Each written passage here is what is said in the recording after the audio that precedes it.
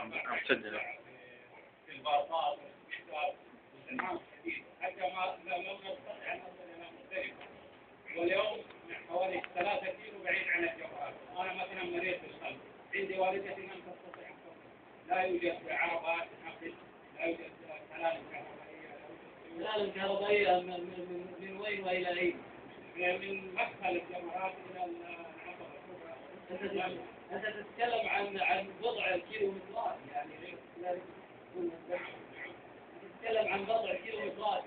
هل من المعقول ان يكون هناك سلالم كهربائيه؟ يوجد في المطارات 5 كيلو بعدها يوجد سور كهربائيه، فما بالك في هذه الاماكن لو يوجد فيها عجائب كبار من السن. انا والدتي لم تستطيع ان تصل، ولو يوجد لم يسمح لي بادخال عربه.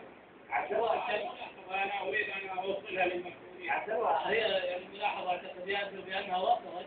نعم، لكنه يعني الناس لا تدرك يعني من وجهه نظري بان السلالم الكهربائيه في هذه المساله تحتاج الى كثير. هذا كثير لم يكتمل بعد. المرحله الثانيه سيكون ان شاء الله بعد موسم هذا الحي.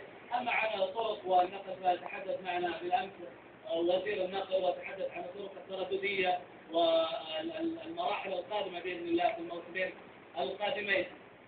بالنسبه يعني هو